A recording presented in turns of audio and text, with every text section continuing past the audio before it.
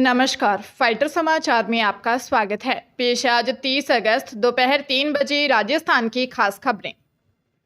राजस्थान में national food security act से जुड़े परिवारों को भजनलाल सरकार अगले महीने से सस्ते रसोई गैस सिलेंडर उपलब्ध करवाएगी। सरकार ने बजट में बीपीएल और उज्ज्वला कनेक्शन धारियों के साथ एनएफएसए परिवारों को भी 450 रुपये में रसोई गैस सिलेंडर देने की घोषणा की थी। सरकार के इस निर्णय से अब करीब 68 लाख परिवारों को और फायदा होगा। खाद्य एवं नागरिक आपूर्ति विभाग की गाइडलाइन के मुताबिक हर परिवार को हर महीने एक सिलेंडर 450 रुपये में दिया जाएगा। हालांकि इन परिवारों को सिलेंडर डिलीवरी करने वालों को तो उतने ही पैसे देने पड़ेंगे जितना सामान्य परिवार देते हैं, लेकिन डिफरेंस राशि यानी सब्सिडी का पैसा सरकार लाभार्थी के सीधे खाते में ट्रांसफर करेगी। वर्तमान में सरकार करीब 70 लाख परिवारों को सब्सिडी दर 450 रुपये में रसोई गैस सिलेंडर दे रही है।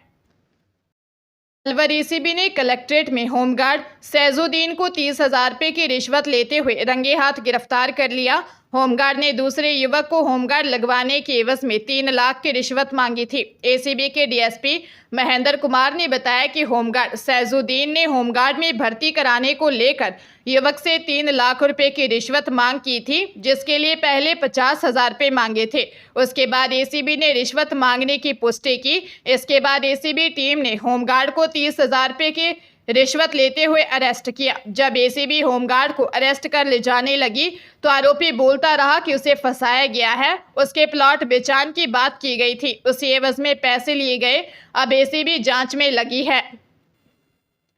भरतपुर पोक्सो कोर्ट ने दुष्कर्म के आरोपी को आजीवन कारावास की सजा सुनाई है, साथ ही 55,000 रुपये का अर्थदंड लगाया है। दुष्कर्म के बाद नाबालिग का शव जंगल में मिला था। नाबालिग के पिता ने बेटी के साथ हत्या और दुष्कर्म का मामला दर्ज करवाया था। 6 मई 2021 को 15 साल के नाबालिग के पिता ने रूपवास थाने में मामला दर्ज करवाते हुए बताया था कि देर रात करीब 12 बजे दीपक नामक युवक घर में मेरी बेटी का अपहरण करके ले गया और उसके साथ दुष्कर्म किया। जब इस बात का पता दीपक के पिता को लगा तो दीपक और उसके पिता ने मिलकर मेरी बेटी की हत्या कर दी। सुबह परिवार के लोगों ने नाबालिग की तलाश की तो जंगल में उसका शव मिला था। पुलिस ने मामला दर्ज कर जांच शुरू की और कोर्ट में चालान पेश किया। प्रदेश की ब्यूरोक्रेसी में प्रमुख पदों पर कांग्रेस राज के समय लगे अफसरों के तबादले नहीं होने को लेकर सियासत गर्मा गई है।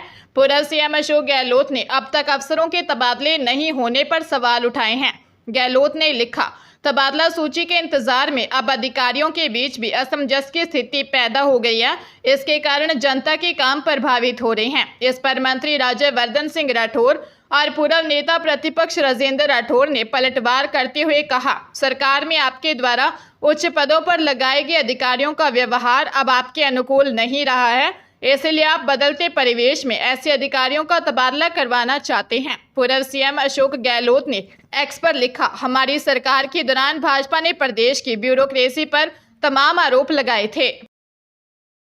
राज्य सरकार के जिन विभागों में 30 या कम पदों पर भर्तियां होनी है उनमें संकट खड़ा हो गया है। चयन बोर्ड ने भर्तियां कराने से सरकार को मना कर दिया है। साथ ही खान, पर्यटन, पीडब्ल्यूडी और तकनीकी शिक्षा विभागों की अभ्यर्थना लौटा दी है। बोर्ड का कहना है कि वक्त और संसाधन कम है, बड़ी बड़ी भर्तियां ज़्यादा हैं। उधर कार्मिक विभाग ने ऐसे सभी विभागों को कहा है कि ज़रूरी नहीं है तो पद खत्म कर दें या फिर पदोन्नति प्रतिनियुक्ति से भरें। ऐसे में यह सरकारी नौकरी की तैयारी करने वालों के लिए बड़ा झटका है। कार्मिक विभाग के प्रमुख सचिव वैभव गालरिया ने एसीएस, प्रमुख सचिव, विभागाध्यक्ष और संभागायुक्त कलेक्टर को परिपत्र जारी किया था। उनका कहना था कि जिन विभागों में कैडर स्ट्रेंथ 30 या इससे कम है उनके पदों की सीधी भर्ती की अभ्यर्थनाओं को कर्मचारी चयन बोर्ड ने स्वीकार नहीं किया है। इसके समाधान के लिए कार्मिक विभाग ने दिशा निर्देश जारी किए। आधार संशोधन की प्रक्रिया युवाओं के लिए फर्जीवाड़े से कमाई का जरिया बन चुकी है।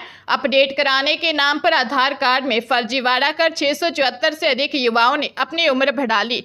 अब ये केंद्र व राज्य सरकार की बुजुर्ग पेंशन योजना का लाभ उठा रहे हैं। ये 674 लोग नागौर जिले की महज 15 ग्राम पंचायतों के हैं जो हर महीने 7,41,400 रुपये उठा रहे हैं। अगर जांच की जाए तो प्रदेश में ऐसे युवाओं की संख्या लाखों तक पहुंच जाएगी। इन गांवों के ये बुजुर्ग युवा 5 साल में सरकार से 4 करोड़ 44 लाख की बुजुर्ग पेंशन उठा चुके हैं। वही प्रदेश के 7 लाख लोगों ने अब तक ई-केवाईसी नहीं कराई। इन 7 लाख लोगों के दस्तावेजों में भी संभवतः गड़बड़ी मिल सकती है, जबकि विभाग तारीखें बढ़ाकर लगातार ई-केवाईसी की मांग कर रहा है। रोचक ये है कि मामले सामने आने के बाद भी कोई कार्रवाई नहीं होती। सीकर के कोतवाली थाना इलाके में विदेश भेजने के नाम पर धोखाधड़ी का मामला सामने आया है। सीकर निवासी मोहम्मद शाहरुख ने दी रिपोर्ट में बताया कि करीब 8 से 9 महीने पहले उसके रिश्तेदार ने फोन करके कहा कि दुबई की लल्लू हाइपर मार्केट कंपनी के 2 वीज़ा आए हुए हैं। मेडिकल सहित अन्य खर्च के लिए 1.5 लाख रुपए मांगे। रिश्तेदार ने शाहरुख को अयान के घर बुलाया।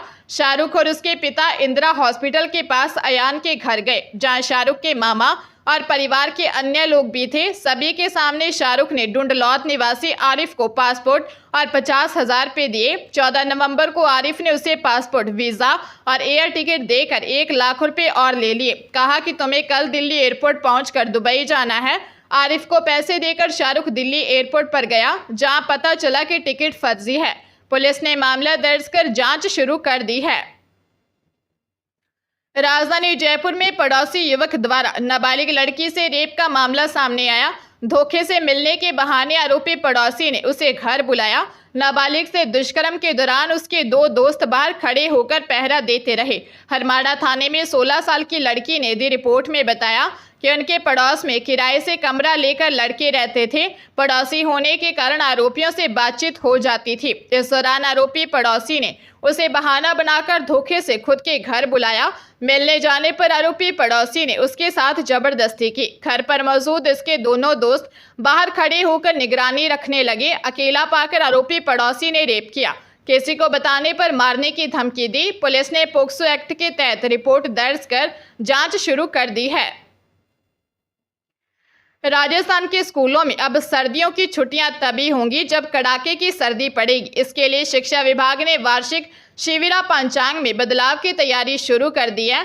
जयपुर स्थित शिक्षा संकुल में शिक्षा मंत्री मदन दिलावर ने कहा, इस बार सर्दियों का अवकाश पूर्व निर्धारित तिथियों पर देने की बजाय सर्दी पड़ने पर ही घोषित किया जाएगा। प्रदेश के सरकारी स्कूलों में आमतौर पर शीतकालीन अवकाश 25 से 31 दिसंबर तक किया जाता है, लेकिन अब शिक्षा विभाग शीतकालीन अवकाश की तारीख में बदलाव करने की तैयारी कर रहा है।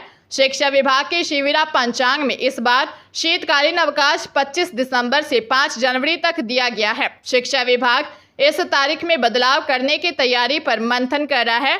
उन्होंने कहा, शीतकालीन अवकाश के बाद भी कड़ाके की सर्दी पड़ने पर स्कूल बंद कर दिए जाते हैं। इसकी वजह से छात्रों की पढ़ाई का काफी नुकसान होता है। पंजाब के लुधियाना में शॉर्टकट रास्ता अपनाने के चक्कर में स्कूल वैन का ड्राइवर खुले मैदान में ले गया। बरसात के दिनों के कारण मिट्टी में उक्त बस फंस गई और देखते ही देखते वैन पलट गई। बस के अंदर बैठे 20 से ज्यादा स्कूली बच्चों को मामूली चोट आई, जबकि राहगीरों ने स्कूल वैन को फंसा हुआ देख सहायता की और उक्त बच्चों को बाहर निकाला। मौके पर पहुंचे परिजन बच्चों को अपने साथ घर ले गए।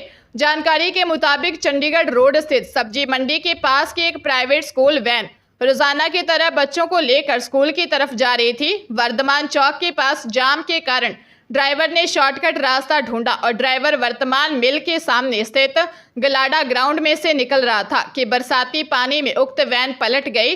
वहीं इस मामले में पुलिस अधिकारियों ने बताया कि शिकायत मिलने पर मामले की जांच की जाएगी। उदयपुर जिले में नाबालिग से रेप के आरोप में 4 महीने से फरार चल रहे आरोपी पिता पुत्र को गिरफ्तार किया है। दोनों आरोपियों को जंगल से पकड़ा गया है। घटना लसाड़िया थाना इलाके में 3 महीने पहले की है। थानाधिकारी हर्षराज सिंह शक्तावत ने बताया कि आरोपी 19 वर्षीय मोतीलाल और 41 वर्षीय जगदीश मीणा निवासी वैली फला काली भीत को गिरफ्तार किया है। 17 साल के नाबालिग को घर में अकेला देखकर पिता पुत्र उसके घर गए, किडनैप कर उसे अपने घर लेकर गए। करीब 2 महीने तक पीड़िता को बंधक बनाकर रखा। इस दौरान आरोपी ने नाबालिग के साथ रेप किया। जैसे तैसे नाबालिग जान बचाकर वापस आई। इसके बाद आरोपी फरार हो गए। एसपी राजेश कुमार यादव ने निर्देशन में गठित टीम ने दोनों आरोपियों को लसाड़िया के सुनसान जंगलों से गिरफ्तार किया गया।